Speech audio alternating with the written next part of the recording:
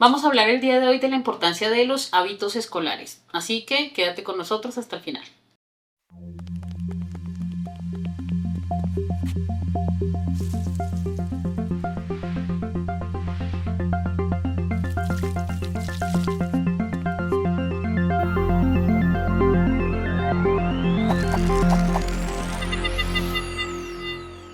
La educación es muy importante, la escolarización es muy importante y el tener hábitos escolares es importante. Hay muchas personas que me dirán, bueno, pero ¿de qué están hablando? Porque a mí no me gustó el colegio, no me gusta esta forma de educación, no me gusta... Hay diferentes técnicas y formas de educación y eso es muy discutible, porque no todas son igualmente buenas para todo el mundo. Pero los hábitos escolares y la escolaridad es importante. Entonces, el día de hoy nos acompaña la doctora Mónica Rodríguez, psicóloga, que trabaja específicamente mucho en trastornos de neurodesarrollo y del aprendizaje y que tiene una amplia experiencia en esta área. Y me gustaría que nos cuentes un poquito, en forma simple, de qué hablamos cuando hablamos de hábitos escolares. Listo. Y de la necesidad de escolarización. Bien, los hábitos escolares es aquellas conductas que ya tenemos establecidas en nuestro diario vivir para realizar nuestras tareas. Ejemplo, entonces, las hacemos todos los días a la misma hora, en un mismo espacio, con una luz, con una muy buena luz y con todas las necesidades biológicas ya satisfechas. ¿Qué son las necesidades biológicas? Que en el momento que la persona vaya a estudiar no tenga hambre, no tenga sed y no tenga chichi, en el caso de los niños. Uno con la vejiga llena no puede pensar. No presta atención. Eso no importa la edad. Exacto. Sí. Entonces, los hábitos escolares, entonces, es la preparación que tiene el niño para realizar sus actividades escolares. Dícese esto en el colegio o en la casa. ¿Por qué es importante la escolaridad? Porque es desde el colegio donde aprendemos en que hay unas horas estipuladas para desarrollar las actividades académicas, junto con pares, en un espacio que es educativo, con unas tareas en horas específicas y con actividades específicas. Claro. Por ejemplo, estaba ahorita cayendo en cuenta, yo tengo ahí un letrero de Pink Floyd, ¿no? No sé, sí, lo había visto. Pues me gusta. Obviamente se remite uno, por ejemplo, a la canción típica de Pink Floyd. La del muro. Vamos a ponerla acá un momentico. Sí. Perfecto. Exacto. Porque, claro, hay una crítica que es muy válida sobre las técnicas educativas. Y es cierto que el colegio, como se diseñó, y la educación, se diseñó en un momento del desarrollo industrial, para que nos adaptáramos cuando salimos del campo para la ciudad de forma masiva, y el trabajo mayor es en las fábricas, entonces uno tiene que adaptarse a eso. Eso es verdad. La industrialización. ¿Sí? La industrialización afectó la educación, claro. ¿Sí? Y el colegio nos prepara para el trabajo, claro. O sea, ese es su propósito, claramente. Y eso no es una cosa oculta ni nada. Ese es su propósito. Preparador. Claro, teóricamente, y para lo que se diseñan los colegios es para preparar a las personas para que puedan afrontar su futuro educativo y laboral y de vida, ¿no? Sí es cierto que hay muchas técnicas, muchos métodos educativos, unos mejores en unas áreas que en otras. Yo estoy de acuerdo en que la educación ha perdido mucho pilares importantes como la educación artística, la educación de finanzas básicas, educación de manejo de una casa básica, y nos encaminamos en cosas que de pronto no son útiles. Eso es cierto y eso hay que tratar de mejorarlo. Pero la escolaridad es importante, porque es que no solo van al colegio a aprender a leer y a escribir y matemáticas y ciencias, eso es importante. Exacto, pero hay que aprenderlo. ¿Sí? La gente dice, a mí, ¿para qué me sirven las paredes de un volcán? Hombre, pero es divertido hacer un volcán.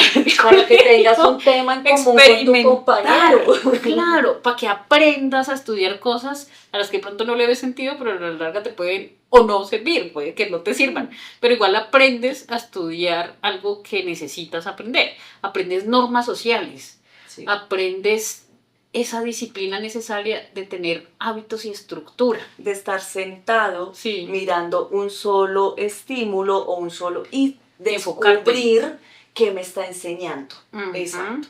Esa parte también nos enseña el colegio, el estar sentado, el estar focalizado y el dar una respuesta a algo que nos están solicitando. Claro, y sí es cierto que entonces ahí te enseñan y te condicionan para que respondas de cierta forma. Sí. Eso es verdad, eso es verdad. Que te condicionen ya demasiado es bueno, ¿Es malo? Sí, es verdad, pero es que uno también tiene que aprender ciertas normas, o sea, si uno en la sociedad no tiene ciertas normas básicas, es más difícil que nos comuniquemos entre nosotros. Exacto, es importante pues aprender a interactuar con la sociedad en la que vivimos. En la que vivimos, con las normas que tiene la sociedad en la que vivimos, nos guste o no. Ahora, esas normas van cambiando con el tiempo, van evolucionando, claro. Sí. Han evolucionado mucho en los últimos años, muchísimo. Y la educación no se ha adaptado a la velocidad adecuada. No. También es cierto. ¿Sí? Sí, hay muchos. Hay muchos, también es cierto. Pero eso no quiere decir que la escolaridad no sea útil. Yo hay muchos papás que les digo, mira, a usted no le gusta cómo le enseñan a su hijo en el colegio la matemática, el pensamiento crítico, el pensamiento abstracto, porque de pronto ni se lo enseñan. Puede ser, es verdad. Pero eso se lo puede enseñar uno al hijo en la casa, o el hijo le puede pagar un curso virtual adicional, o se lo enseña a uno. Bueno, el que tiene tiempo para enseñarlo. Y si tiene la estructura también para ser educador. Sí, porque no todo el mundo tiene la paciencia ni eso, pero bueno. Pero lo otro que aprende uno en el colegio es esa relación con el par. Exacto, entonces a saber comunicarme, a saber pedir un favor, en donde si no comprendo una instrucción tengo a quién preguntarle. Sí. Y con esto... Y aprendo a preguntar. Y aprendo a preguntar. Y pierdo me da pena. Tienes que hacerlo. Exacto. Entonces, cuando empezamos a mirar esto dentro del marco de los hábitos de estudio, es importante no solo que tengan el espacio, sino las condiciones dentro de su contexto para poderlo hacer. Ejemplo, que a la hora de hacer tareas no haya televisor prendido, no haya un celular cerca, necesidades biológicas satisfechas. Sí, pero las básicas. Las básicas. No tienes hambre, ya fuiste al baño. Exacto, sí, no estás deshidratado. Exacto, porque si le damos también mucho de comer, a la hora de sentarse, a la hora de hacer tareas, le va a dar sueño. Y, no va a y si va a tomar mucho líquido, entonces va a empezar a pararse. Claro. Entonces es importante mirar todas estas pequeñas cosas cuando son hábitos de estudio, porque sobre todo esto lo manejamos desde los más pequeños. Sí. Y es importante en los más pequeños, cuando ya lo tienen adaptado, van a ser más fácil en los otros años de su adolescencia y en su adultez, porque ya vienen precondicionados, por decirlo de una manera, para poder estar sentados en un solo estímulo y dar respuesta a algo que se les está requiriendo. Exacto. Y eso es importante, porque la creatividad y todo lo demás es importante estimularla, claro que sí, y yo realmente sí creo que las artes, por ejemplo, están muy abandonadas y son una cosa fundamental del ser humano que no deberíamos tener tan abandonado. Exacto. Pero la estructura es necesaria, porque es que uno también puede ser muy creativo y demás, pero si yo te pregunto una cosa específica, necesito que me contestes esa cosa específica en la vida real, cuando estemos trabajando, cuando tenemos una necesidad en la casa. O sea, uno tiene que tener las dos opciones, uno tiene que tener esa capacidad de sentarme un tiempo prolongado a hacer lo que necesito hacer, porque además uno en la vida va a necesitar trabajar. Y aunque uno trabaje en lo que le guste, no se engañen, o sea, aunque uno haga lo que le guste en su sueño, va a tener que hacer muchas cosas que no le gusta hacer, o sea, eso hace parte de la vida. Uno no puede andar haciendo en la vida todo lo que quiere, y entonces usted tiene que aprender a que aunque no me guste, igual me siento, igual lo hago, igual soy capaz de concentrarme, me autorregulo, me controlo, y eso es lo que va a hacer que la persona le vaya bien más adelante. Exacto. Es importante para en los niños, ya que tienen tanta energía, y sobre todo en las últimas generaciones que vienen con tanto código de azúcar. Sí, entonces, y con tanta estimulación adicional no adecuada. Entonces, muy importante que tengan una actividad recreativa fuera de la académica. Y deportiva. Exacto, recreativa, deportiva, artística, porque tienen toda esta energía en donde a la hora de quedarse con un solo estímulo se les va a dificultar. Claro. Pero si ya tienen dentro de sus hábitos el hecho de deporte, de recreación artística, va a ser más fácil que empiecen a regularse a la hora de hacer este tipo de actividades. Porque hay espacios para todo. Exacto. Igual también es importante que los niños aprendan a relajarse, pero no a relajarse viendo televisión, sino que aprendan a respirar, que aprendan a tener un espacio en donde puedan concentrarse, descansar cerebralmente para volver a la actividad. Cuando los niños no tienen espacios de descanso y no tienen espacios para quema de energía, es más difícil que tengan un proceso adecuado a la hora de estudiar. Claro, digo que no podemos pedirle que esté 6 horas sentado No, tampoco. O sea, Ya vienen de por sí en una jornada escolar. las jornadas son largas, ¿sí? Y en Colombia las jornadas escolares son largas para facilitar que los niños estén en un colegio mientras los papás trabajan. No hay que decir mentiras, esa es la vida real, ¿sí? Y es necesario, sí, para mucha gente es necesario, porque pues si tú trabajas todo el día, ¿quién va a cuidar al niño al mediodía? Eso no es tan sencillo y no es tan fácil de juzgarlo, porque es que en una familia uno de los papás se puede dedicar a criar al niño, sea la mamá, que en la mayoría de los casos, o en algunos casos también es el papá. Económicamente no es tan viable, para la mayoría no, o sea, mantener una casa casi siempre requiere que trabajen los dos. Los dos. Entonces no es tan fácil. Sí. Y si en una casa solo hay una persona y trabaja esa persona, pues el tiempo que tiene esa persona para dedicarle a sus hijos es muy contadito. Tiene que aprovecharlo bien si lo tiene y buscarlo, pero es muy contado, es muy difícil. Entonces sí hace falta esas actividades. Por eso los colegios deben tener actividades de educación física, descansos, actividades artísticas, actividades recreativas. O sea, lo ideal sería que en un colegio tuviéramos todos esos espacios. Exacto. Hay colegios que lo tienen, sí, pero pocos. Hay otros que no. Muy pocos. Y muchos no lo tienen y le dan más peso a una cosa que la otra. Y además que son grupos muy grandes. Sí. No podemos desconocer que hay colegios en donde manejan grupos de 45 estudiantes, en donde es más difícil entonces estar pendiente de si prestaron o no prestaron atención. Entonces es algo que se debe empezar a desarrollar desde casa. En este caso, ¿cómo podemos saber si el niño está prestando o no prestando atención? Con todo lo que son juegos de mesa.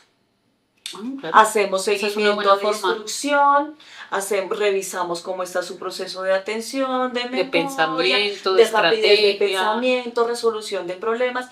Todo esto nos lo facilitan los juegos de mesa, en donde a la hora de hacerlo con la familia, ampliamos nuestro vocabulario, socializamos, pasamos tiempo en familia. Trabajo en mis procesos para poder desarrollar otro tipo de tarea que también me va a requerir estar pendiente de una sola cosa. Claro, sí, los juegos de mesa tienen razón. Los juegos de mesa son muy importantes en los niños en todo lo que es procesos superiores, que pues, memoria, atención, procesos.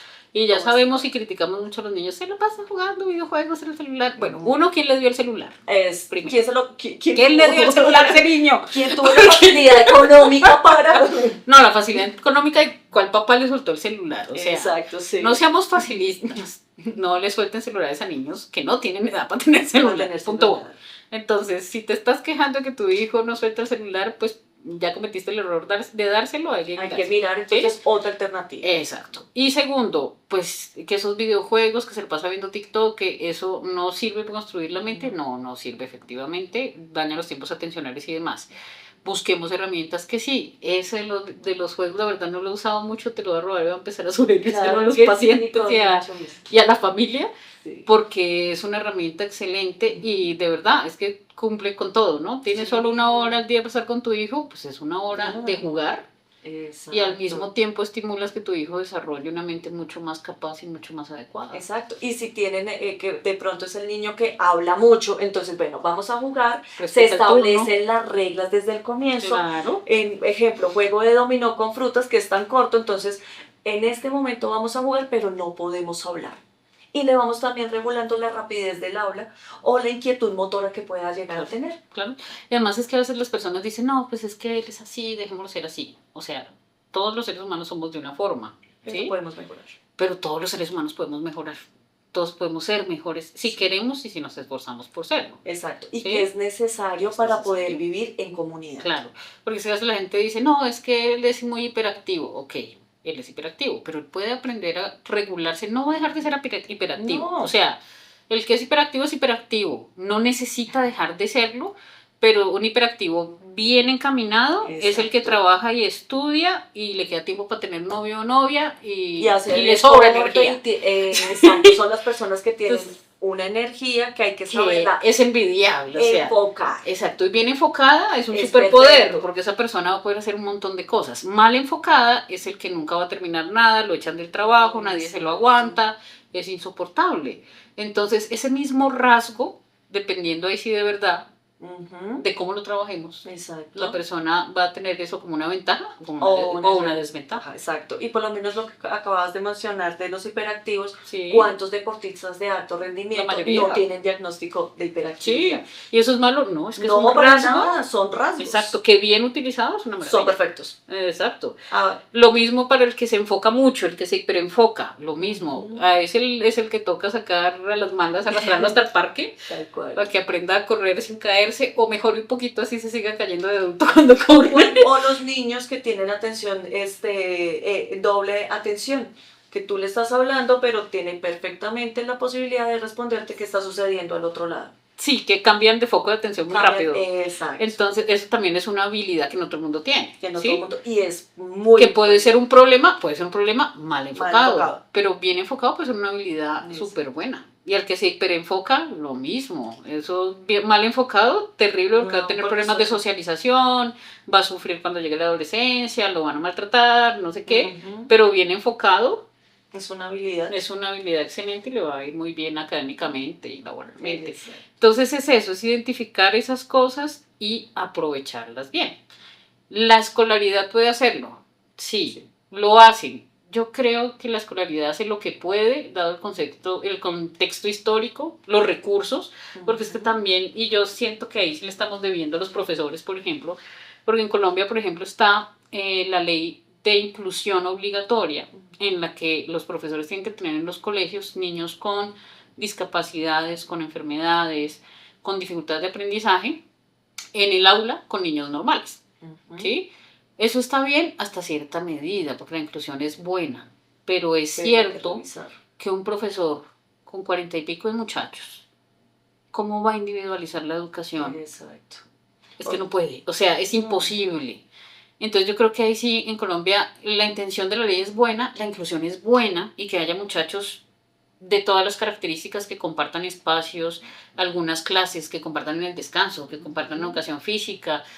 Eso es importante, pero tampoco es cierto que podemos tener en un salón tantos niños y con tan diversas características que se vuelve manejable. Claro, que entonces está el niño que es un poquito más avivacho, entonces empieza a aprovecharse del niño que tiene cierta dificultad, o el niño que tiene dificultad, entonces empieza a golpear a sus compañeros porque no sabe cómo manejar sus emociones. Entonces todo esto necesita una supervisión. Sí.